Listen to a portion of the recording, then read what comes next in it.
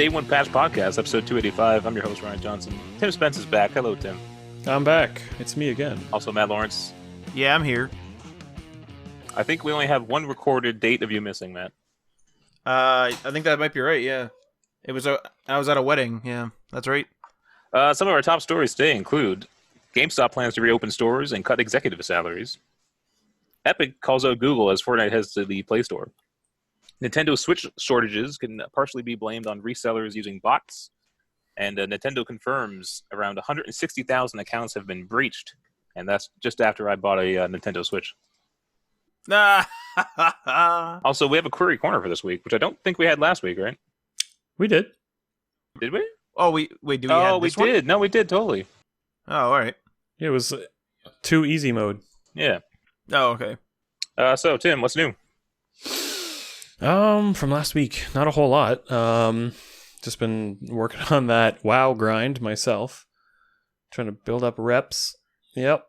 And beyond that, I haven't started up anything new, really. Although I finished, I guess, Breath of the Wild on my stream, and now I'm working away at oh my god, what is it? What did I start? I can't remember right now. Ocarina of Time. No, it's not Zelda. Oh, I started Yakuza 0 on stream. That's what it was. Yeah. So that makes for a good time. That game is absolutely ridiculous. It's a really good one, too. It's a really good iteration of the series, honestly. A lot of people consider it to be one of the best ones, yeah. Earliest in the timeline? Earliest in the timeline, yes, game-wise. What is your take, Tim? So it'd be 0. Thank you. What is your take, Tim, on the not on that, on the because Ryan didn't like it. So you know how Yakuza will go from full CGI cinematic to regular in-game, you have to read the text, to voiced but have like little pop-ups of like the characters in the top left and the top right. Like it seems to change. There's like 3 or 4 different types of cutscene style in the same cutscene in the same one. So it's like, what is your take on that? I don't mind it. I think it's kind of like, it can be jarring for new viewers when it's like, you're expecting one thing. It's like, oh, okay, now it looks like a graphic novel. That's kind of weird, but okay. And then, oh, now it's a fully like fleshed out big budget cutscene.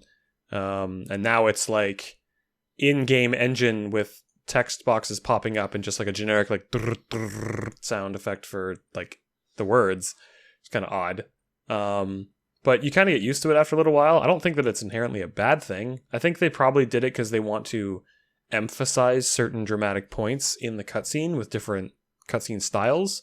And given that there's like hours and hours and hours and hours and hours of cutscenes in those games, I think they kind of wanted to break up the monotony a little bit by changing up the style every once in a while. That's just my take. It probably helps because if you take a look at something... well, I mean, it's completely different, but if you take a look at something like Kojima and his games, where the cutscenes can be 20 minutes long or longer sometimes, you can kind of, you could easily fall asleep during that. Whereas Yakuza kind of like keeps it so that you have to almost engage with the cutscene. Although I will say that the text part, where it just does no voiceover and you have to click through the text, almost feels like they cheaped out. It's a weird feeling. I've always gotten that sense from text-only base games. It just feels like a little less effort, but I mean, it's also a style choice too, right? I don't think that there's anybody who's played a Yakuza game that thinks they've like chinced on quality, or that they would say that those games are low effort. Like the amount of work that they put into even just like the mini games that you could totally skip over. Like there's a complex level of detail in all these little mini games that like, it's like, okay, why the fuck did they put this much work into a golf mini game? And yet here I am 4 hours later trying to master the mechanics of this mini game. I will say, I do think it's more of a Japanese thing to do the text. It's very JRPG for sure, yeah. It feels like Yakuza is strange in that it feels like a JRPG, but it plays like an action game. Like you really, at least in my experience, can't really screw up your skill tree. Like I'm sure there's a most efficient way to play it and whatnot to lessen the challenge and to make your character the best in terms of skill points.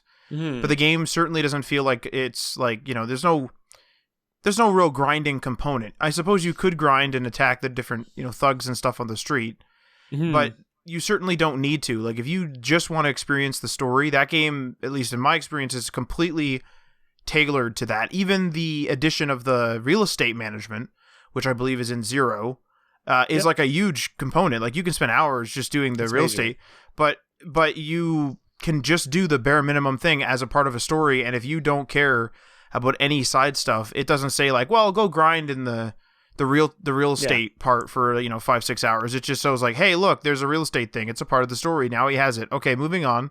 Yeah, you don't have to do the cabaret club or anything, but you should, because A, it's hilarious, and B, like the amount of money that you make from these things like directly influences how good your character's going to be, because you're unlocking abilities, right? There's no like perk trees, basically. Like, you unlock everything. Like, there's no like divergent paths with builds and stuff. You're right on the side activities though. It's like they're perfectly self-contained little stories that you absolutely should do, but you could absolutely do them at the end of the game. If you're a person that just wants to get the check mark, like of, oh, I've completed this, and then you want to like run around later, for the most part, unless something is like time sensitive, you can go back and do it, and they're pretty hilarious. I remember, I don't know if you did this, Tim, in Zero, I think again, I remember I was doing the Hostess Club, where you like run it, and I was managing it, and I remember I was like trying to deal with like a particularly like picky customer, and as I was doing that, I looked over and I was like, what the hell's going on in the back? And there's just a dude, like, he's almost completely naked, he's just in his boxers, and he's just dancing like a crazy guy in the background. I was like, what the hell? Yeah, the Lust Machine. He's is that his name? I just did that part. Well, his name is Mr. Libido in that game. God. He's part of the story. Like, it's pretty hard to miss, because when you're and it's very, very like light spoilers for Yakuza 0 if anyone cares, but when you're playing as Majima in the beginning, and you lose a girl in your cabaret club at the beginning, so you go to a different club to scout it out and poach a different girl, and when you're looking around the club, he's just there in the background, like doing a thrust dance.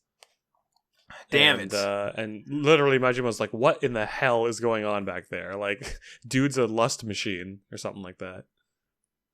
Mr. Libido, man. He's Mr. got Libido. it. Matt, what's new with you? I've been doing the mostly the 76. Been doing Fallout 76 and some Call of Duty as well. With Call of Duty, we've been kind of going back and forth between hardcore and regular core, so it's just been that. A lot of us are grinding away at getting golden guns, so I got a couple actually this week, which is nice. So I have a couple of them, and I had one or two from the past as well. And then I'm not an amazing COD player, so I know some COD players be like, well, I do that in a night. Yeah, well, that's nice. Hit me up on Twitter. But I've been playing a lot of the 76 as well. 76 Wastelanders, of course. Actually finally getting into the Wastelanders part of the game. We found that the game now is really solo feeling, if that makes sense. It's weird because, so all the quests in 76... What's that? That's great in an MMO. Well, all the Bethesda MMOs, or all the ZeniMax ones, seem to be this. So, specifically Elder Scrolls Online and now Fallout 76. So, pre-Wastelanders in Fallout 76, you used to be able to, as the team leader, set missions, and then you used to be able to, anyone in your party would be able to see them, and they would see them in like, I think the icon was, instead of a chevron, it'd be a star, so you know that that's your team leader's mission, and you could go and you could help. But now, with the new Wastelanders missions, you can't do that. If they go into an instance, then you can still follow them, and you can quote unquote help your team leader, but you don't see the objectives. And actually now, as we've found, or at least maybe we don't know what we're doing, so maybe there's like some way to turn it back on. But the old missions, so if someone's doing the old missions that were pre-Wastelanders missions, even if you're the team leader, I don't see those objectives either. I don't know if you noticed that, Ryan, but like we'll see like other people, we'll see like one of our friends like Marty, for example, comes on and goes to go do an old Rose mission, and I don't see his objective at all, and he's the team leader as well. Yeah, I don't understand what they're why they took that out. Well, the thing with ESO, okay, actually, I'll say the weirdest thing about both of these experiences, specifically ESO, because it's newer, or rather, it's older, so it's had enough time to have people ask questions and stuff. It's weird that people on ESO, but it's strange that question hasn't been asked more. Like the very first thing that you and I did years ago when we bought ESO, we were like, how do you do quests together? And remember, we like went through, we got to the first city, and we're like, how the hell do you do quests together? And you just couldn't do quests. And then I remember you and I looked it up then, really didn't find much about it, so we kind of left it. You know, some forums here and there. But to you and I, it was like a big thing that people would be asking. And then obviously, like some of the stuff, like there's world events and there's certain raids or like mini raids or whatever, basically little instances in the game where you can go in, and those will be in a group of 3 to 4 or 5, 6, whatever people. And so we've done 1 or 2 of those, so those are obviously done cooperatively. But it's weird, like if we're going questing, we can't seem to quest together. Yeah, we can walk around with each other, but I don't see that you're progressing. I don't see any of that, and kind of dissuades you from wanting to play quests together. I don't even want to do it because the problem that I'm finding, and I'm sure all of us have experienced this, but everyone has a different play style.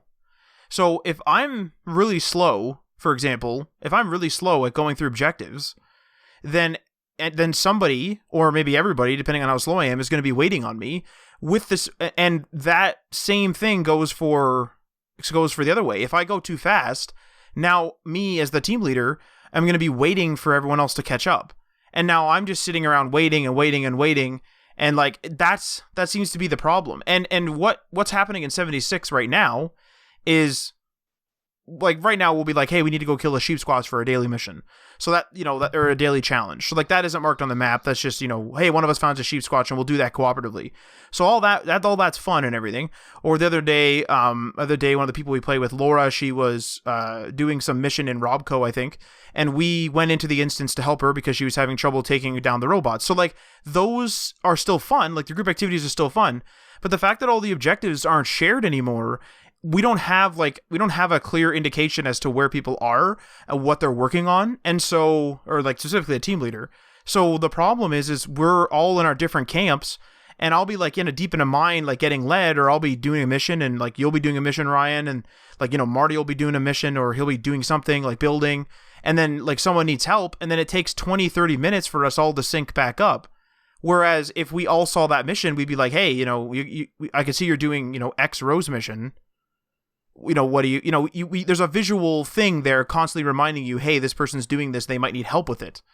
But you're just kind of going through, nowadays, you're just going through blind, and I don't know about that. And you still get the caps when they complete a mission.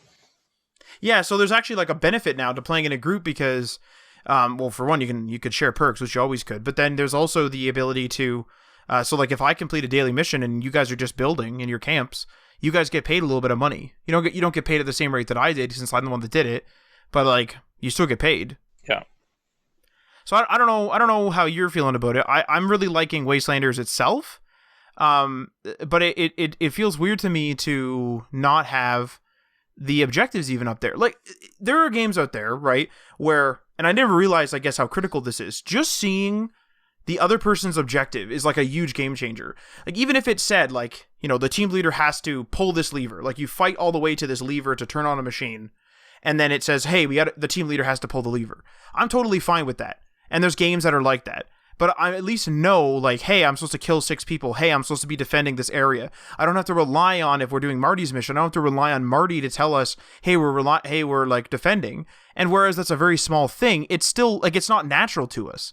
And usually, Marty just goes through the objective, and all of us do this. We just go through the objectives, and you would assume that your people in your team, especially if you're the team leader, would be able to see what you're doing at least. Now, I get it with the Wastelanders stuff, because you don't want someone to ruin your game. Like, some guy's going to be going too quick, one guy's going to be going too slow, one guy's evil, one guy's good.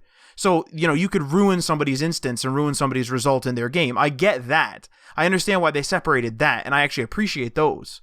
But it's strange with the basic stuff. Like, the events are all together, but now the basic quests aren't. Like, why is that? Why is that the case? It's almost like they overshot in reverse.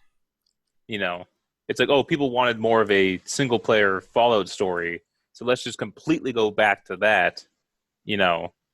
And then, so I think you're supposed to kind of just play it single player, and then the events are more the communal, you know, multiplayer aspect. Yeah, I can get with that. Isn't that weird though? Like, it's weird that they double back. Like the Wastelanders part of it makes sense. Like the edition part. I think they doubled back because the criticism was so harsh that they thought they had to go all the way back. Do you think that Bethesda is tone deaf in this regard, where, like, obviously people wanted Bethesda NPCs? Not tone deaf, to be honest. But I mean, like, to be fair, like, a lot of their games do sell like quite a bit, and they do get, you know, high reviews, right? So 76 is sort of a stain on the Bethesda Game Studios, you know, sort of roster. And, you know, now that Wastelanders is out, which we're going to talk about later too, but now that Wastelanders is out, it's getting, you know, higher reviews, sometimes very good reviews from critics. But I feel like they're tone deaf in that it's like, yes, you guys are correct. I don't want Ryan to ruin my instance. If Ryan is evil and I am good, I don't want him to shoot the good leader or something. You know what I mean? Like, I want the good leader to be alive in my game, and I want the raider leader to be dead, or whatever's going to happen. I'm just making up something, right? I don't want you to break my game. Like, I want this person, this NPC, to be alive in my game. So that makes total sense. But for them to revert the other missions just seems totally tone deaf. Like, nobody was complaining about seeing the team leader missions. Everyone was complaining about, you know, where the hell is the NPCs? Like, what do you do in this game? Like, why is everything like almost like a mini game in this game? That's something that can be easily patched, though. But I mean, they didn't do it in ESO. No, they made a conscious decision too. I remember we found their response to that. I forget what their actual explanation was. You could probably go look it up, but I think 76 will probably evolve even more. I think the next update they said coming in May already. Oh wow! So, and I think it's supposed to be more multiplayer focused. So I guess we'll see what that entails. Well, I have a question, Tim. You're playing World of Warcraft right now. Mm-hmm. We may have asked this last week, but I can't remember. If you go and you pick up a quest in which you just have to go and kill 10 boars, let's just take a real basic idea. Mm-hmm. And I'm in your party. And you're the team leader or the party leader. Can I see those objectives? You can now, yeah. Not when like I was playing a long time ago, but now it's really like social focused, and you can like see your party members like quest objectives, even if you don't necessarily have that quest. Sometimes quests will be like, you know, if I'm off doing a thing and we both have the quest, then, you know, I kill 10 boars, you don't have to kill any because you also get the like quest update progress kind of thing. Right. But it's not always the case. It's kind of weird like that. I guess MMOs are just like that. I guess because the only MMO that I really played a lot was Guild Wars, and Guild Wars was all instanced. With the exception of the towns, which were instances in and of themselves, but they were public instances. They were like sharded instances, yeah. And so everything was an instance, and therefore all the missions were done together, because if you loaded into my instance, of course you can help me with my mission. Yeah, it was almost like the quest progress was for that shard, not necessarily for the individual. Yeah, that's right. Yeah, exactly. That's interesting. Because there are world objectives like that too, like when you reach like the end game stuff. I think ever since Mists of Pandaria, the game has had that feature, which is like 3 expansions ago or something like that, where like there'll be world objectives and you'll have your own progress towards a world objective, but like individually tracked. But like if you see other people doing it, you can just join in. You don't have to be in a group with them, as long as you like help them take down that enemy. For example, say there's like a world boss roaming around. As long as you helped, then you get the reward for that. So it's kind of interesting that way. I think we might be thinking more of like a straight up co-op game, Matt, where you're both working towards the same objective. Yeah, like something like Borderlands, or like joining you're joining someone's lobby. You're not in a massively multiplayer game. Maybe like we're the weird ones where we're like, hey, what the hell's going on here? Yeah. All right. As for me, I got myself a Nintendo Switch Lite. What How color? you liking it? It's pretty gorgeous. like the unit itself. It's a fantastic size as well. Is it a coral one? I got the yellow one. The yellow. I like the yellow one. Yeah. Yellow was the kind of the only color I liked. I mean, gray was fine too, but I saw the yellow one at Fan Expo, and it looked fantastic. Looks great now. I only have one game so far. It was just Animal Crossing. I didn't order any physical games. I wanted to go all digital with it. So, but I'm looking forward to getting to Breath of the Wild and maybe Pokemon or something like that too. Now, where do you see yourself? Because it's the light, so it can't output to the TV. Where do you see yourself, or where do you see this console fitting in within your gaming life, if you will? That's a good question. I don't know. Maybe in my bedroom, like kind of before I go to bed or something. You know, set the mood. Yeah. I mean, the reason I bought the Lite was because I'm not the biggest like Nintendo player, and so I didn't want to spend like I think it's like $500 in Canada or something like that, or 400. 400, yeah. And so I thought that was like a lot of money just for something that I'll play seldomly. But I do wish I had the TV option. It's like the one thing I wish I could do with the Lite, but that's the trade-off. Yeah, what was it? $269 plus tax? Or $270? Yeah, something like that. Yeah. Yeah, it's tempting for sure for essentially a full Switch console. Yeah.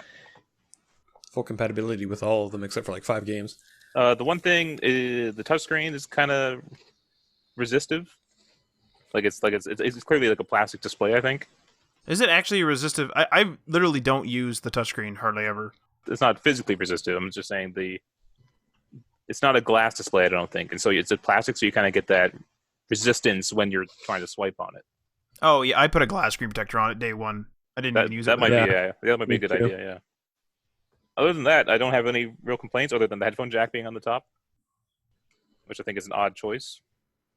So that when it's in the dock, or rather, not necessarily when it's in the dock, but when you have like a charge cable in it, that the headphone cable doesn't get in the way, I think is the intended design. It's weird that it doesn't do Bluetooth audio. That's strange too. And I wonder if it must have Bluetooth, right? It has Bluetooth, yeah. It does have Bluetooth, but I know that you need to buy an accessory in order to use the Bluetooth audio. Like there's a little thing that you can put in on the bottom that'll allow you to like connect your Bluetooth headphones. The speakers are not too bad on this. Sure, they're missing a bit of bass, but they're not terrible speakers, which I was surprised by. I don't think you can have bass on a handheld. You need to shake it. It's shake it all to death, right? My phone has pretty decent bass. I suppose that's true. But again, this is not a $1,000 phone. This is, a $250 machine. So there's going to be some trade-offs there. But overall, I'm really impressed by it. It's super thin and light. It's fantastic. Do you have a case or anything? Like, did you get any accessories? No, but I'm going to start shopping for that kind of stuff. Don't really need a case right now since I'm kind of always going to be here at home. I'm always scared to use anything before I get the case. So, like, I always get the case day one, or I like pre-order I order the case before and have it arrive before I go and get the actual thing. I always get the screen protectors and everything, just because I'm always like, I know what's going to happen. I'm going to open up the thing, drop it, and be like, great, now there's a big scratch on it. I will with my phone, but I've never done that with anything else, really. So wait, Matt, do you have a physical case that sits on it all the time? Well, I have a grip case, like it adds grips to the sides, so that it makes the Joy-Con sides feel more like traditional controller. Yeah. So that's what I added, and then obviously because it's mounted there, it's like a full case as well, and then it's slim enough to fit into the dock. Which I've never used the dock. I've never hooked up the dock. So cool. All right, you want to hop into the stories? What are the stories, Ryan? First up, we got GameStop is planning to reopen stores and cut executive salaries. This comes to us from IGN. So they've been kind of fighting this whole shutdown thing since the pandemic broke out. It's almost like they're desperate. Yeah, they originally kept some stores open in defiance of certain state governments' orders that shut down all non-essential businesses. GameStop's retail locations eventually transitioned to a curbside pickup-only model to keep its employees and customers safe from coronavirus. GameStop CEO George Sherman stated that since we closed stores to the public on March 22nd, through omni-channel fulfillment, we have retained over 90% of our planned sales volumes in the 2/3 of our stores that are conducting curbside operations. In its latest move, Sherman announced salary reductions for their senior management team and board of directors, as well as wage rate reductions for some other corporate and field support staff.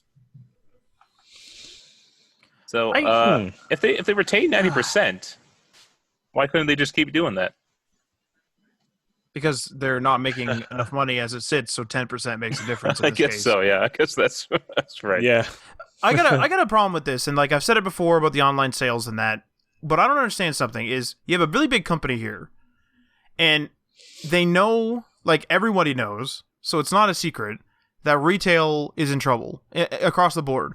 Some things will probably be fine for fine retail, like department stores make a lot of sense because they have a grocery thing in there, and some retail stores will obviously remain because sometimes you need something immediately. Like if you desperately need to get some clothes because your luggage was lost, you're going to run to something like Walmart or something. So, those type of things just make sense. Grocery stores, some people want to peruse and choose the food they want. They don't necessarily, although maybe this will change, they don't necessarily want to use Amazon Fresh or another food delivery service, because food delivery services have been around for years, since the 90s. And they're just, they're just not the main thing. So I think like some retail stuff was going to stay. But GameStop is not one of those things. Not only is the medium changing, but the actual, retail environment, as I've already stated, is changing as well. And I just don't understand why they keep hitting their head off of the retail idea. Like you mentioned, Ryan, months ago that they were working on having like EB lounges and stuff like that. And then also they've obviously transitioned into a lot of board games and a lot of different toys and models alongside the games. And a lot of the toys and models are from, of game characters and stuff like that. So they're related to the gaming side of things. So like whereas I agree with them doing that, isn't the writing on the wall that they need to go to some place other than something that requires a physical store? Like I'm not a genius, but isn't that obvious? I think they're kind of stuck because Amazon is both killing retail stores and other online stores. So it's like they can't even transition everything to be online because Amazon's still there. But why? Okay, so for example, we read news from IGN. One of the very first things that I would have thought of, and again, I'm not some high class executive or anything, but one of the very first things I would have thought of would have been like, we're in gaming and we're in trouble. Okay, we want to transition online. Let's, obviously get our online store up. They have that. They've done that. Okay, let's transition our stores to, toys and models and stuff and games, which is probably really good around Christmas time, because I do find myself gift shopping there a fair bit in the retail stores. So I agree with that. Obviously, you transition what you have. I'm not saying to dump all the retail right away. But then when all that stuff is starting to fail, or when it's, on shaky legs, wouldn't you figure you would say, okay, we need to do something here. What are other people doing in the gaming industry to make money? IGN makes money. Wouldn't you think that EB Games would go, we need to either purchase an existing publication or we need to become a publication? Like, let's get this spun up. Doesn't GameSpot or GameStop own Game Informer? I don't know. Oh, yes, I suppose that's true. But like, wouldn't you figure, though, that Game Informer would then become more? I rarely see them. Is that true? I want to actually find that out. But I don't know if that's true. You can like check on that. But like, wouldn't you think that they would be like, let's get more into where the money is. Let's get some influencers or something. Like, I know that they tried to get some influencers with people like Victor Lucas and stuff. And I don't know how, that obviously they're not together now, at least not from what I can tell publicly. And I don't know what happened there, whether his contract just ran out or he left or they left him. I don't know what happened. I didn't read up on it. But obviously they tried that. But it just seems strange to me where it's like, it'd be like you trying to sell, like, what's something that no one buys today. Like, if you were huge into home phones, why would you continually be like, let's innovate the home phone? When home phones are a dying but won't fully ever die thing. Yes, there will be millions of home phones sold, but we have a home phone. We don't buy one a year. We buy them when they break or when the battery wears out because they're cordless. So the innovation is that they went cordless, but then that's it. So those companies, like I think ours are Panasonic. Panasonic does other things. So it's like, why doesn't EB think about something else? Like, they've changed their inventory and now they're doing this lounge thing, But like, don't you think that they should be like, okay, guys, we need to go do something. Like, we need to go do something else. Like, we have to be willing. Like, in my opinion, they need to insulate themselves from the retail market. If every single retail store closes tomorrow, they need to stay alive. If they can't stay alive, then they're done already. I think when you're in an industry for that long, I think you kind of get blinders and think that you have to hold on to the core business model and not do something as drastic as changing it. Because you got to remember, too, them taking a massive risk on switching to online, that could be the death of them. You know what I mean? If they start closing down like most of the retail stores and try to switch to an online-only service, that might actually be the death knell for them. No, but I don't want them to shut down the retail. I'm saying they need to insulate themselves from the retail. Like, they see that the retail is on shaky legs, right? Like, they see that. So to me, you would say, okay, we're a big company, so we have the money, so we can pivot. Like, we can also go to the bank probably and get a loan because we're a big company. So while we're still a big company, let's go and do something else. I realize that they did do a bunch by having online stores and having pickup and like whatever else. I understand that, but it was all based in that retail space. If every single EB Games location were to close down, I don't see there being an EB online, or maybe it would be, but it'll be so insignificant that maybe it won't even survive after that. I think you had the right idea of them buying like one of those smaller online resellers of licenses and stuff. I think that would be pretty smart for them. Because they're alive, like they're doing something. Like, why couldn't they buy them? Like Green Man Gaming. They might be a lot smaller though than GameStop. I'm not sure what kind of money Green Man Gaming and stuff like that make. I've never understood that though. It's like what they do is they're on a sinking ship, right? They're on this retail sinking ship. And they're like, we're sinking, oh my god, but we're too big to buy these guys. Oh my god, we're sinking. Oh, we're too big to buy these guys. And then eventually they sink to nothing. And then I don't mean too big to buy them. I'm just saying I don't know who makes more money, whether Green Man Gaming or GameStop makes more money. I'm just saying buying Green Man Gaming might not be enough to actually save them, depending on how much they make. Now maybe they make a ton. I don't know. But it's not about saving them as they are today. It's about saving the name. It's literally like if you have to close every store, do you have something that can keep you alive? Mm-hmm. Like, for example, like BlackBerry makes freaking trucking software, right? And they're still alive. And it's like, you would never expect a transition like that, but look, they're still around. Are they making cell phones and stuff like that? No. And they're in a completely different market now. I don't know. They do a bunch of other stuff too, self-driving and stuff like that, whatever. But regardless of which, it's about transitioning to something to survive. Like, you're on this sinking ship. Why are you just being like, oh my god, help? Like, it almost feels like they're just like sitting there saying, oh my god, help. It's like, why don't you go and try something? Like, it would be different if they tried a bunch of stuff and it all failed. Then you're like, oh damn, that sucks. Did you find out if they own Game Informer? They do own Game Informer. But do you see Game Informer as a big source like IGN? Like, to me, no. Game Informer, I think, just cut a bunch of jobs and stuff and had to downsize a bit. Yeah, I know Australia closed down in 2019, I believe. Game Informer Australia. Yeah. But like, what? Like, I just don't get it. It's just like, I don't run these big businesses, obviously. So maybe I'm completely wrong. I could be totally wrong. But to me, if like I do web development, if web development started being shaky, I'd be like, okay, we should probably learn app development if that's what's new. We should probably learn that, and then, as people stop asking for websites and start asking for apps, we could start making apps, for example. You would think that, I don't know, that's just what I would do. Maybe that's crazy, I don't know. I think Ryan's got it, though. It's like, you're talking about successful businesses that'll chase the demand, and Ryan's talking about adapting to that demand and also being afraid to like give up that like air quotes core component of what they want their business to be. And like, I feel like EB and GameStop are in the position where like there's just enough demand for physical games that they're like, look, see, people still love buying physical games. They love buying all this merch and they want to do this and that. Like, we have to stay open. But they don't realize that if they would just fucking transition, they would make so much more money. And then they could try like these, like, for example, this lounge thing that they're doing.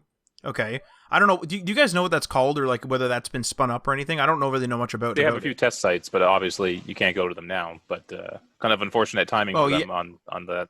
But do you see the thing though is if let's just, hypothetically, I'm talking fake numbers. I didn't do market research, but let's just hypothetically say, just logically, they go and they say, okay, we need to, we're in trouble, and they don't have the lounge idea yet. They go and they buy Green Man, they buy cdkeys.com, and they buy G2A. Let's just say they're able to, they do it, and then those sales continue to go forward.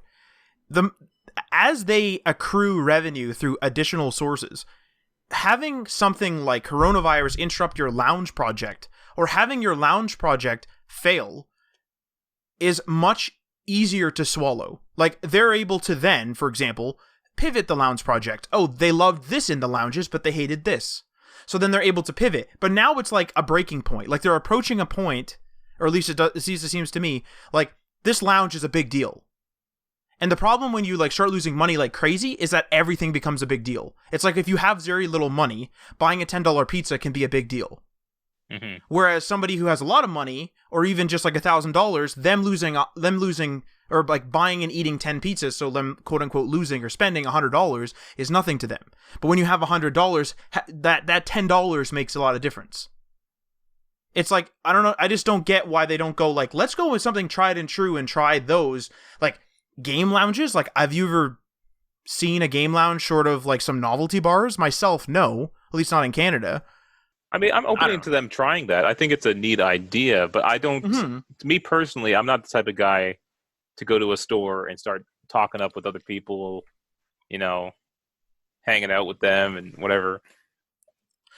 It makes, what it does is it makes total sense in the sense of like social games. So if they have unique Pokestops for Pokemon Go is an example I thought of. Like, I think it's McDonald's or something in America, and I don't know whether Canada has some of these now. I don't remember, but I know that there are specific locations in which there's specific Pokestops or specific events at certain locations like McDonald's or whatever, and you can go and do something there. So something like that in an EB sense makes sense, right? When when the 3DSs and the 2DS XLs, when they had the near component in which you could, as long as you were near other 3DSs or whatever, they would connect and you would meet each other's Miis and stuff like that. That would be a cool place to do that, right? Because I remember we used to go to Fan Expo and like kind of almost look forward to filling up our 3DSs with people there.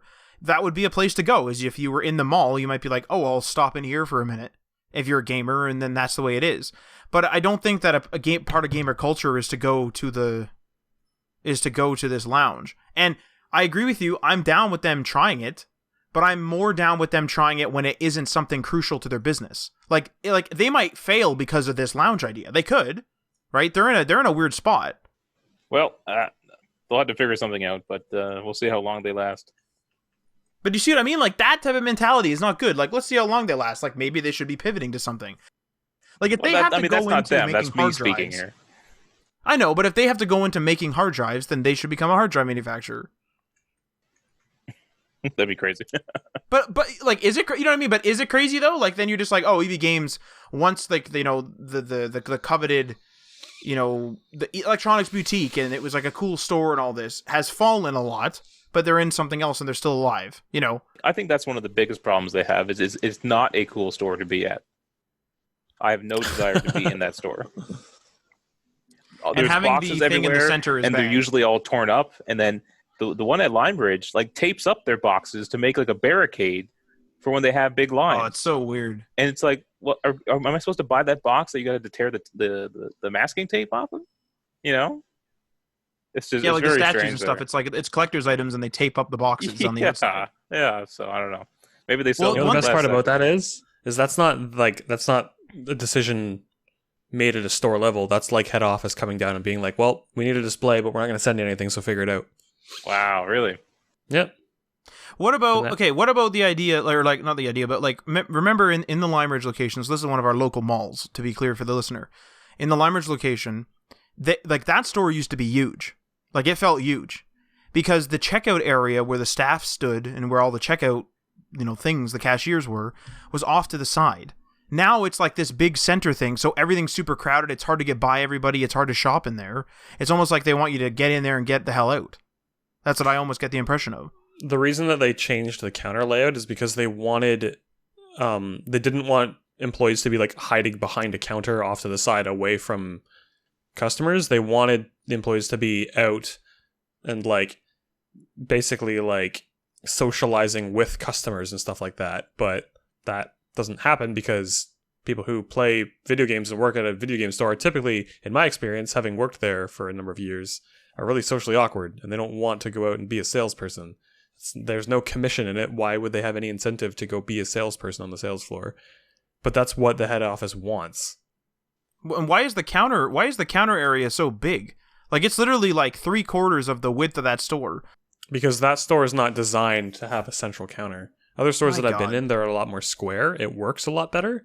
But then they fill up all the extra space with fucking like way too many displays and shit. Like they literally want to shove as much shit into those stores as they can. So because their mentality is, oh, the more that people see, the more they'll want to buy.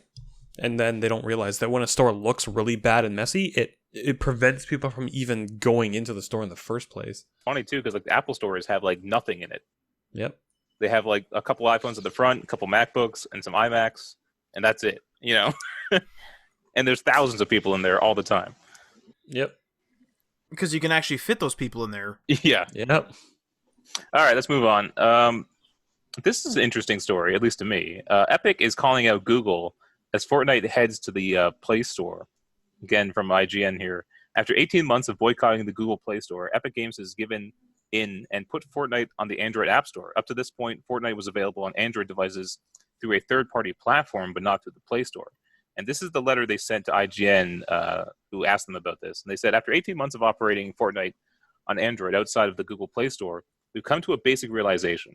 Google puts software downloadable outside of the Google Play at a disadvantage through technical and business measures, such as scary, repetitive security pop-ups for downloaded and updated software, restrictive manufacturer and carrier agreements and dealings, Google public relations characterizing third-party software sources as malware, and new efforts such as Google Play Protect to outright block software obtained outside the Google Play Store. Because of this, we've launched Fortnite for Android on the Google Play Store. We'll continue to operate the Epic Games app and Fortnite outside of Google Play too. We hope that Google will revise its policies and business dealings in the near future so that all developers are free to reach and engage in commerce with customers on Android and in the Play Store through open services, including payment services that can compete on a level playing field. So, it's a big one. It's a big one to unpack. Yeah. So I think also they're kind of upset about that 30% that Google takes, but also Apple takes it. So I'm not sure why that's the problem. But it's like a fake answer. Straw man. Well, they didn't mention that in this thing, but I think that was one of their problems with it as well, because they have the Epic Game Store on PC now that only takes like lesser percent. I don't know the exact percentage offhand. I think it was like 12% or something like that. But I think this is a problem with Android. They've had so many issues with people downloading apps outside the Play Store and having malware, that I don't think they're attacking apps outside the App Store. It's just that they're trying to protect their customers from downloading bad apps outside the App Store. And the disadvantage of that is it's going to hurt innocent apps like Fortnite. The thing is you're right. It's like I could effectively spin up an app store. I could have totally malicious plans, but I could, not show them off for a year. So I could get an audience. I could get them to download, the Man App Store or something onto Android. Sure, and then I end up having all these people download apps, and then all of a sudden I turn on them, and I allow malware all over the place. Now, I've never heard of that, and there's a bunch of app stores out there that are not the Google Play Store that are good app stores. That's fine. But Apple doesn't seem to catch any like crap from people for not allowing, like, there's no additional app store for Apple devices. Well, I don't understand. People are angry that they think Apple has too much control over what happens and who gets seen and what apps rise to the top on the App Store. I mean, isn't that kind of the free market's problem, because there were other options and they killed them off because they didn't want to buy them? Windows Store and BlackBerry were other options and they didn't want to buy them. So then they didn't buy them and they only bought the two. So then the two became big and now there's only two and now they hardly compete. So therefore we're in a closed market. as such as capitalism. Like, You're you know what I mean? Like, it doesn't. Wait, no, you're going too fast. No, but you know what I mean? Like people are complaining that they're buying a device, right? That's locked down by the person who made it.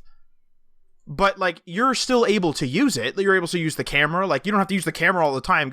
Like, Apple doesn't send you a notification telling you, please use the camera for 10 minutes today. Right. Like, I think the difference is, like, you don't have to buy an iPhone. You can go buy an Android device. Yeah, but there's only two now. Though. That's the problem. But that is in and of itself, like, they're trying to say Apple has a monopoly on the App Store. Now, yes, they do if you're talking about only iOS. Yes, they're the only store on the device to get apps. Right. And then they demand the 30% take. In that sense, yes, okay, you can say, okay, Apple has a monopoly. But there are alternatives for consumers to go to Android.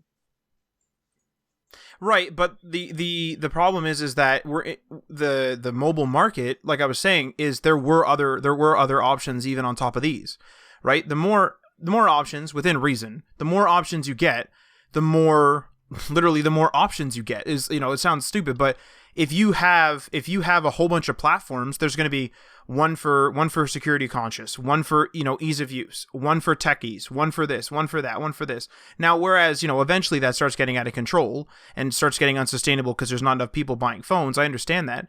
But when you only have, you know, effectively in the phone market today, you only have two options. You have Android or you have iOS. Of course, those two now are going to start controlling things.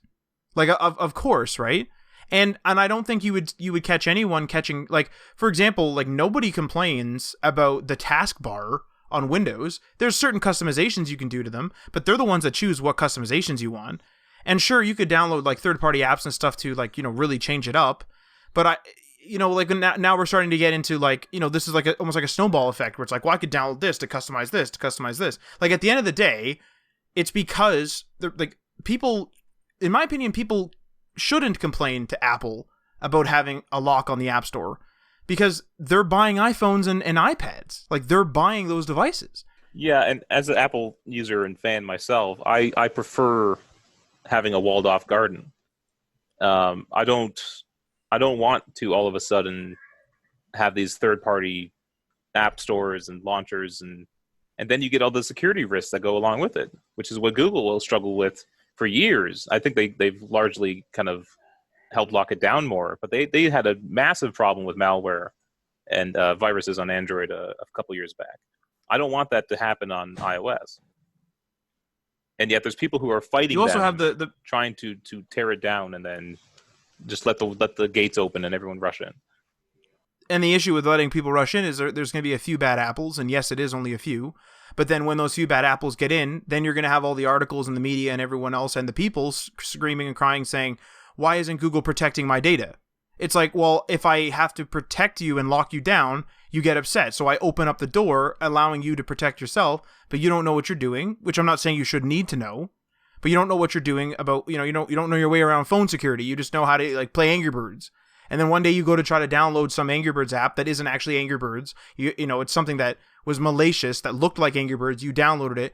It stole your data. And now you're like, Google, what the hell? And then it's like, Google's like, well, if I took that app off the store, then I'd be yelled at for taking that app off the store because I'm locking you out of downloading that app.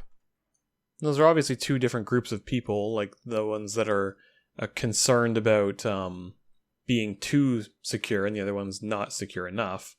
It's not the same people making those complaints, but in the day, yeah, you can't make everybody happy. And that's why we have Android and iOS. You know? I don't know if I agree with Epic's sentiment. Like, I feel like Epic, for example, I'm not an Android developer, but, like, to me, like, you can download a launcher on Android that changes, you know, quite a bit of its functionality. And for example, I have the Microsoft launcher, and the Microsoft launcher comes with a fair bit of functionality, but then obviously Microsoft has a fair bit of their own apps like SwiftKey and stuff like that for keyboards and such. And when you download the Microsoft launcher, you get a folder that says, like, hey, here's all our apps, and you have installed these, you know, these 4 out of 5 or whatever it is. You know, you should download this 5th one, you should download these apps. And so Epic, realistically, if they want, like they're free to make like, as far as I know, they're free to make a launcher, and then they can have the Epic game launcher either strongly suggested, or maybe, because I think that's user policy, or strongly suggested, or actually just download itself with the actual launcher, whatever the legal option is, like whatever, you know what I mean? And then why don't they do that? Like, they're all into gaming, like they're big enough, they can make an Android launcher that's focused on gaming. I wonder how much Epic's actually being hurt by Google's supposed practices of trying to dissuade people from using third-party app stores and such. Like, people know Fortnite. If they go to Fortnite's website, they can download Fortnite on Android. Is it that big of a deal? Are they really missing out that much on Android? That's a good question too. Like, people would Google it, they'd see the download button, and they'd do it, right? So now they're on the Google Play Store, so it's like. But they might be worried about the fact that kids, though, like the thing might come in where kids like want to download it, they can't, so they go to their parents, and the parents are like, "This is a security risk. I'm not going to do it," because the parent isn't a techie either, so they don't understand that Epic isn't nefarious. They just think like, "Whoa, Google's saying this is bad. We're not downloading this, buddy. Sorry." Yeah, well, I don't know where they go from here, because they gave into Google's, I guess, demands, so to speak. So they're just gonna have to live with it, I think. I think at the end of the day, this is almost like, isn't it kind of the consumer's fault that they asked for both of their operating systems to be locked down? Well, I think the people care about security, and the companies care about getting as many people, or leveling the playing field with their competition, right? Right. So the argument with Apple is, Apple has their own apps on the App Store, and they think that they're promoting them more than other apps, and they think that since Apple doesn't have to pay themselves 30%, that Apple makes more money off their own apps than all these third-party apps. But the consumers would prefer security and protections. They also, though, like, for example, I remember, this is years ago now, but I remember Apple, when they added flashlight functionality to their phone, they banned all flashlight apps. They kiboshed quite a few, yeah. Same with and so the emoji keyboards that were on the App Store. And if I remember correctly, they released like a statement saying, like, your app is no longer necessary because it's now built into the iPhone or something like that. See, stuff like that's a little bit. Can you imagine, like, you message like everybody who has created a filter app for like photos and shit, and just be like, "Sorry, it's not needed anymore because you can do it with iPhotos. So, GG, see you later. Thanks for the money. Bye." I know it makes people angry, but sometimes I love Apple's like arrogance and like that.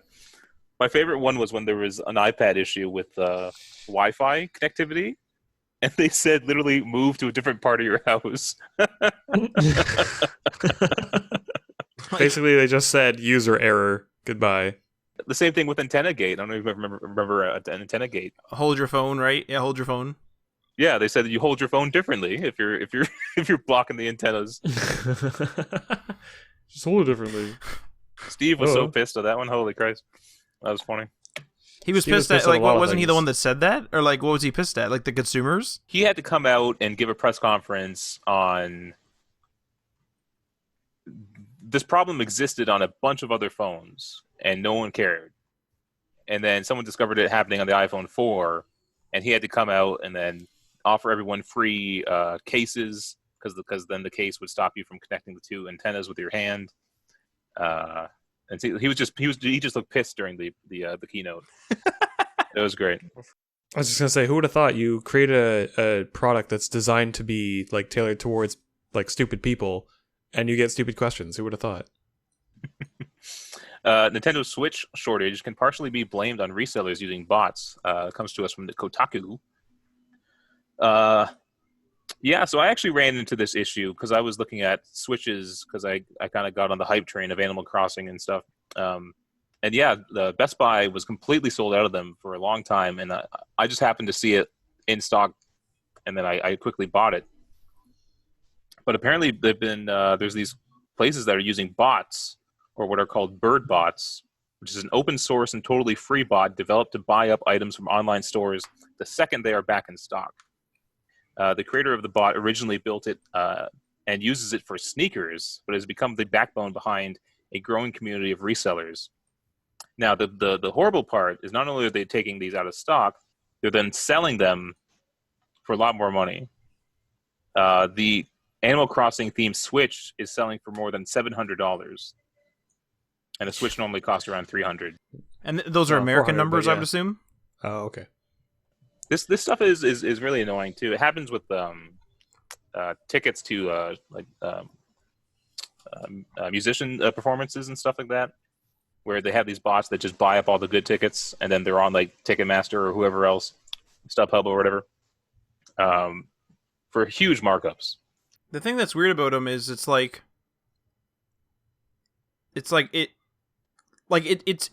scummy, but like I don't know whether I look down upon the people who do it, if that makes sense. Well, if it's legal, like- I mean, Technically speaking, a store buys stuff from a supplier and then resells it as a profit.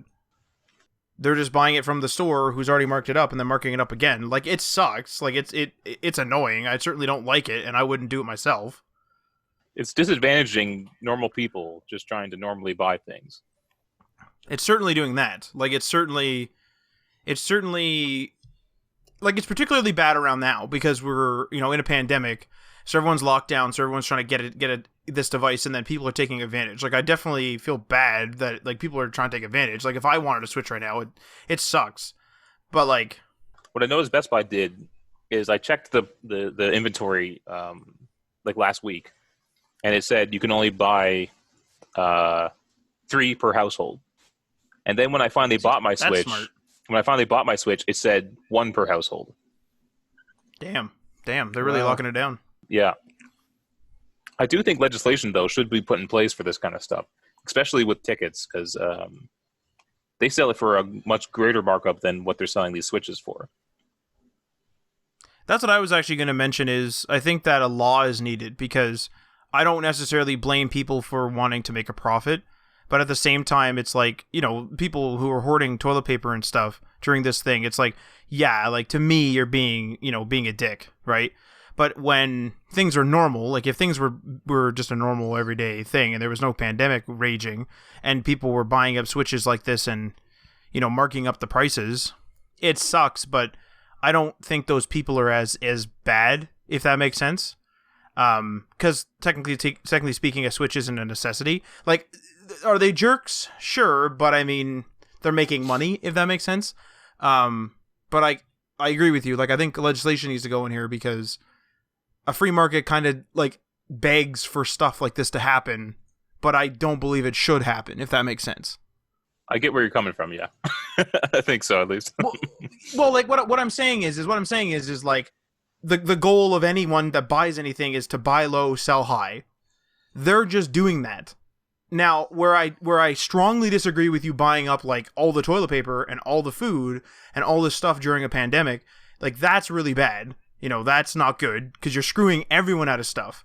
But you buying a bunch of limited edition Switches and then reselling them, to me, isn't quote unquote evil. Like some people would say these people are horrible people and everything. I just think that they're doing what the system's telling them. I just think that there needs to be like a corrective action at the system level where, yes, we need legislation that says you can't do this. I don't know what the rules would be, whether it be limits or what.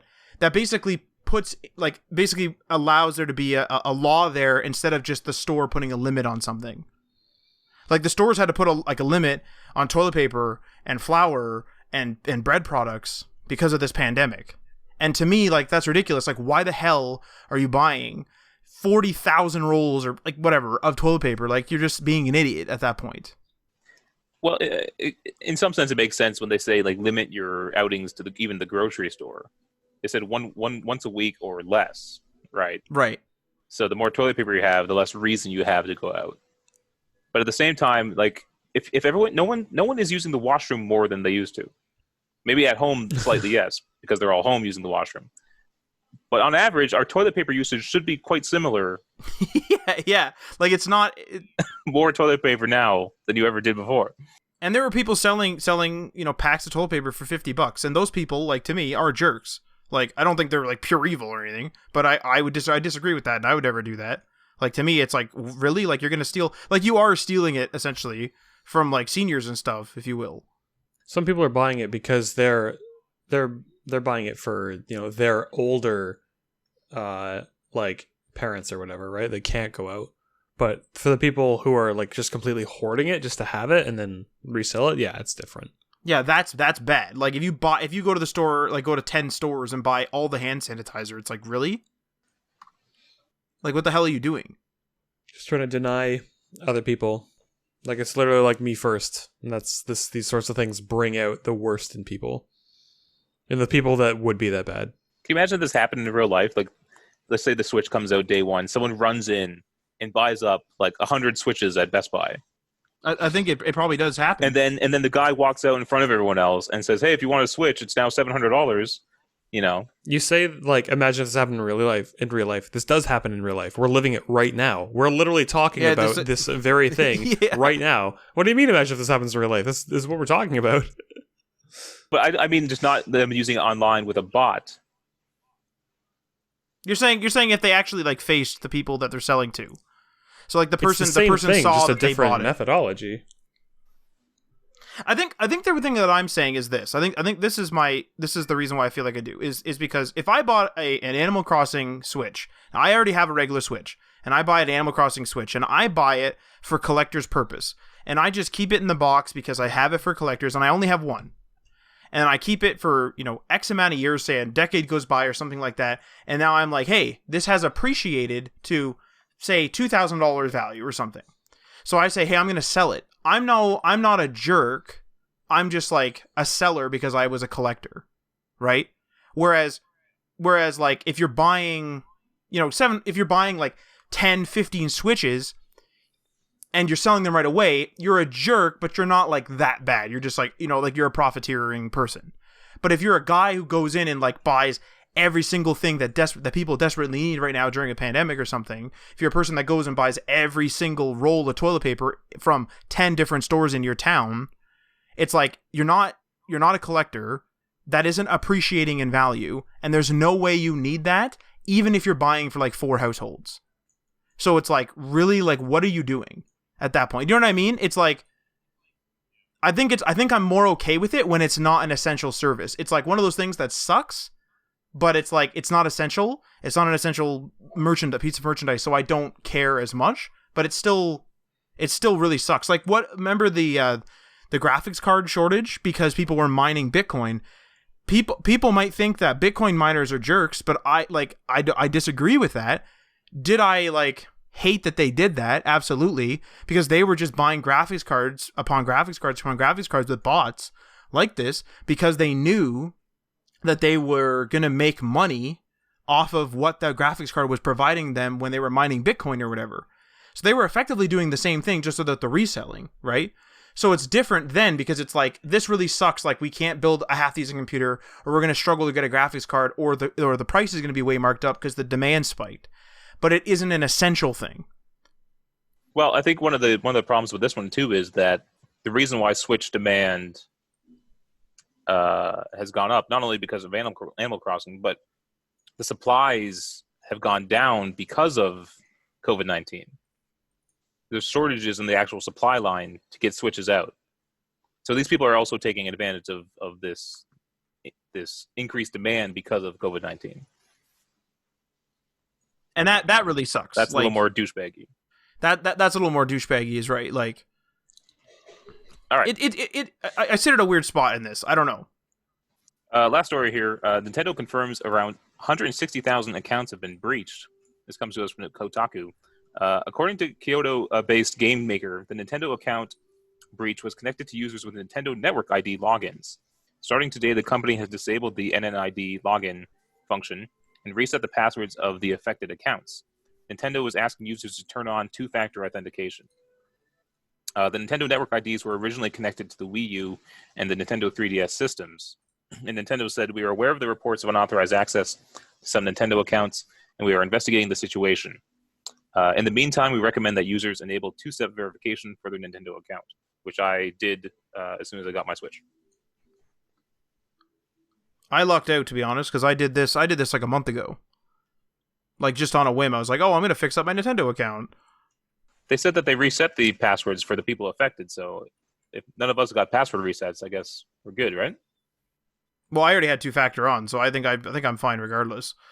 Because I was using I don't know if Tim knows what it's called, but when the 3DS, remember the 3DS came out, and then the 3DS changed to like some other login system, and so you could link your like 3DS account to it, and then There was like a Nintendo account, and then there was a Nintendo Network ID. It was two separate things. And it had like an orange logo. I assume that's the network ID. Yeah. Okay, so like I went in and like fixed that, and I like linked the two, and then put a two-stepper on. So my Nintendo accounts were in shambles. I thought I did that merger back when I got my 2DS, and yet I still had to merge it when I got my Switch. It's weird when it says sign in as a third-party account when it's actually just a Nintendo Network ID. And it's like, is this a third party? 2 accounts to begin with. And there was an account before that, because I upgraded to a Nintendo Network ID. I remember doing it. Why? I don't know. Yeah, that's weird. I don't know. They had like a 3DS account, and then they also had like a Wii U account, and then they had a Nintendo account, and then they had a Switch account. And, well, they didn't have a separate Switch account. By that point, they were like, all right, we need to consolidate. And then My friends list didn't come over. I sent you guys invites because apparently I had you guys on Wii U, I think, and I was able to view my Wii U friends. I don't know. Nintendo has never been good about online. No, it's so weird. Never I don't ever. understand. Never ever. Why is it that like I still don't understand why they would consider the Nintendo Network ID as a third party login? Like, is that third party? Like, did someone else run that for Nintendo? That's a possibility. Like, what a weird that's weird, man. Like, what do they do? I also have the option to sign in with Apple. What is going on? I don't know. Why don't we just drop the ball here? Like, why don't we just drop all of this and let's all just sign in with our Apple IDs? Like, what the hell? Like, I guess because of their apps, maybe. Like, what the hell's going on? I think so, but it's very weird. All right, let's get to the Query Corner question. This was Matt. You submitted this, I suppose. I did, yeah. Is Wastelanders getting more praise than it would have if Fallout 76 had released the way it is now? The delay between the game's release and the very delayed NPC update could be sparking higher reviews as a sort of, finally we have this. So I guess in broad terms, you're saying if a game is bad for a longer duration before it finally becomes good, does that good update get better reviews than if it had always existed that way? Yeah, I would say probably, for sure. Yeah. Like everyone loves controversy, and controversy can breed like extra success. Definitely. I think what made me think of this was arguably Wastelanders is sort of like where Fallout 76 should have been at launch on version 1.0.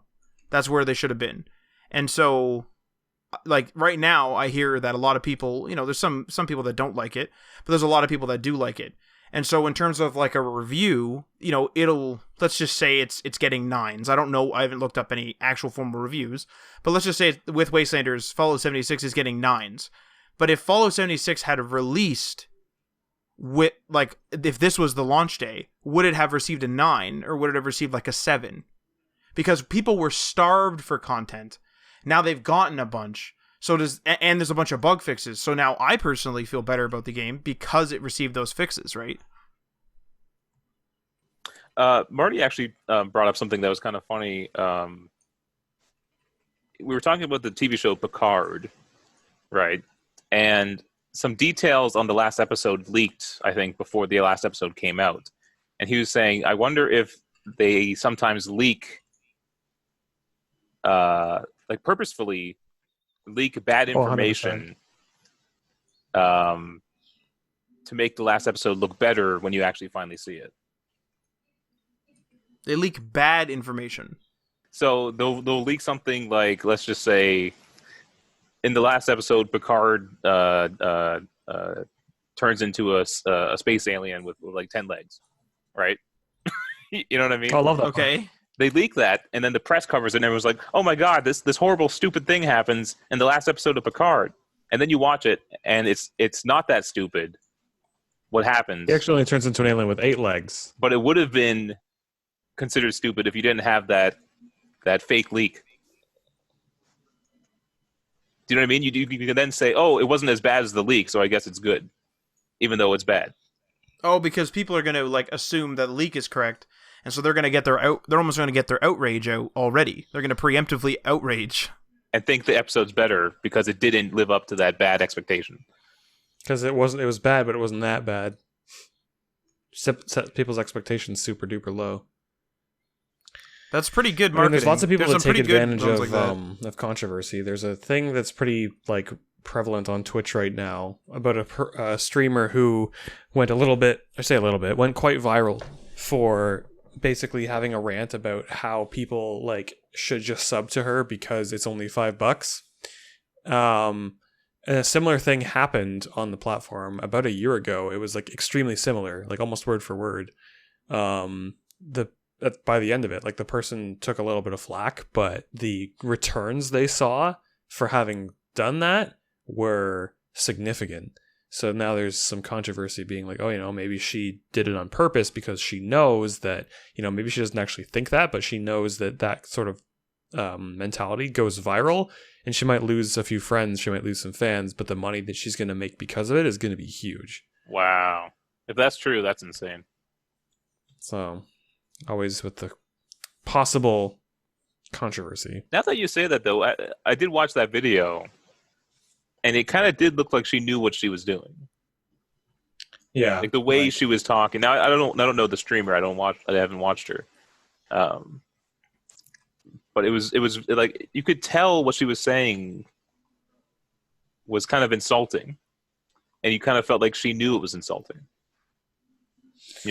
She was talking in a very condescending way for sure, and she was trying to be like, not to be condescending or anything, but just like, I don't think that what I'm saying is rude. I don't think it's a stance to take. She was like, oh, if you can afford to eat, you can afford to sub. But there was a moment in there where she's like, what does a meal cost? Like $20? And it was very much like that scene. Who was it that said it? Who's the famous for saying the line, like, what can a banana cost? $10? Because they don't understand, because they've just lived the high life for so long, they don't understand the couldn't name the cost of a lot of like basic groceries. We'll use Bill Gates as an example. Like it was really big Bill Gates energy. Like, like what does a meal cost? $20? Like a lot of people live off of $5 meals. Like especially right now. And that was just like what a lot of people took from my problem with her video was that she's not wrong in the sense that you should support the content you want to continue to see, right?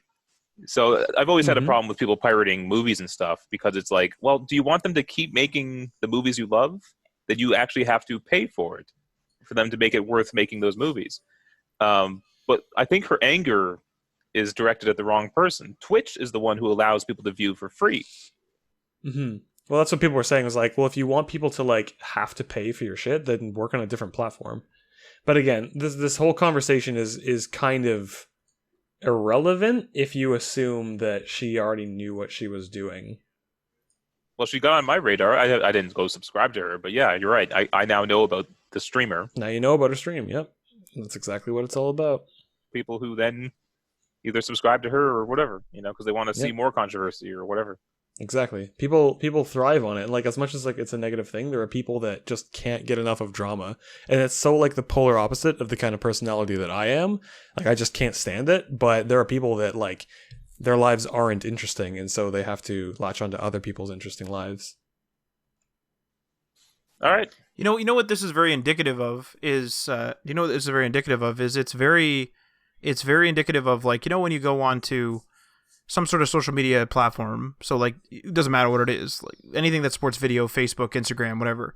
And you see those videos that are so specifically set up for social media. Like, it'll be like they get animals to be extra cute for the camera, or they try to they try to like there's those videos where it's like this man is about to save this monkey, and then it like cuts, and then you're like, what the hell was that? So you have to like click into it, and you have to watch this like big IGTV video. You know what I mean? Like it's just like everything is framed, but behind this like it's so ready to be viral, if you will. It's like real life is never like this. They get you with that hook, and then they pull you in, right? Because that's how they make money off of it. There's a formula to it that they're following. Is basically all it is. Because they do the same, like I know animal accounts, they all do the same thing where if you notice like all the animal accounts, if you follow like dogs or anything on Instagram, they all make the same type of posts all around the same time. They all make a Halloween post, they all make an Easter post, they all make, you know, a COVID-19 post, they all make, you know, whatever. They all make this type of post. It's like everything is set up so specifically, and like everyone's always smiling and everything. Like it's this is why I think people hate social media or get to hate it, because there's like so many times now where I'm flipping through my Instagram or even my Facebook where, because obviously Facebook is a little more like Facebook or Instagram, you kind of you follow the people, so you control what you see more so. But with Facebook, you know, you're friends with a bunch of people, and then they might share stuff, and like 90% of the videos are all shot the same way, even if like one's about drama, one's about animals, one's about like an actual interesting thing. They're all shot in a certain way, and so everything just feels super fake, because you're just like, this historical video is literally shot in the same way as this like animal video. Like what the hell's going on here? Like it's presented in the same way if it's not shot the same way, and it just feels really fake. Like I feel like I'm being. It's like what's Facebook's like program? Watch, like Facebook's video like portion is called like Facebook Watch or whatever. Mm-hmm. Yep. Like it just keeps going through the videos. But if you do that, like you'll notice that like every single video. Or maybe there's like 2 or 3 variants of that editing, but there's like every single video is edited such that it grabs you and makes you be like, oh, interesting, oh, that was cute. You know, you always get some sort of like satisfying end or something. And I realize like movies and that do that, but I mean like with these videos, like they just feel so fake. And I think you sent me this video, Ryan. Maybe it was Marty that sent me the video of this streamer, and it certainly. It's certainly like, I never thought of it as being fake, but like now that you mention it, like that's almost genius marketing, right? Well, it's clearly worked, regardless of whether it was intentional or not. So like, what a crazy like. So do you think that Fallout 76, for example, then to bring it back to the Query Corner, do you think that Fallout 76 was supposed to release with something like Wastelanders? No. You don't think that? No. I think they were truly shocked at the outrage towards it. If you look at their Todd Howard and that E3 presentation, you know, and how sure he was that they had a great product on their hands, you know, I don't think I thought it was going to be great. They said they were surprised by how people reacted to it. They thought people would be more ruthless and attacking each other more. They thought it would be more of like a PvP type of game. And it didn't turn out that way. So I think they just misread what their audience wanted from a Fallout game. It's interesting because they, like, people are ruthless. I guess what they were looking at is people are ruthless with their decisions in the Wasteland sometimes. In terms of, like, a single-player game like Fallout 4.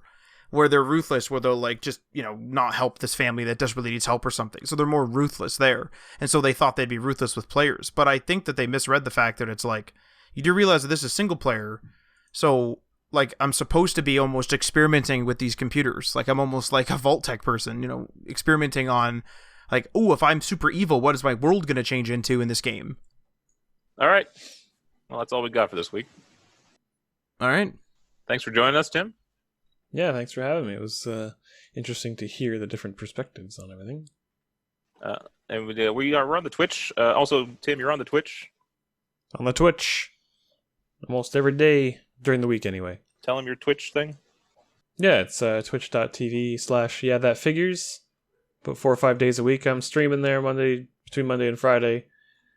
Follow me on Twitter at YTFigures. It's the best way you'll find out information on what's going on with my stream. But yeah, it's a good stream too. You're really good at it. I find so. Oh, I appreciate that, man. Thank you. Me and Matt stream, if you can call it that, on twitch.tv/DayOneFashionMedia. Oh Jesus! You can definitely call it that. You guys, I always enjoy the banter. Like I always throw the stream on Wednesday nights just to hear the banter back and forth. Maybe we need to demand some subs and some money. Yeah, that's right. You just gotta just go real. Just go into IRL real quick. Yeah. Turn on a webcam. Just be like, listen, guys. Like, it's not that much money. It's $5 a month. Come on, man. Yeah. All right. We'll see you guys next week. Peace.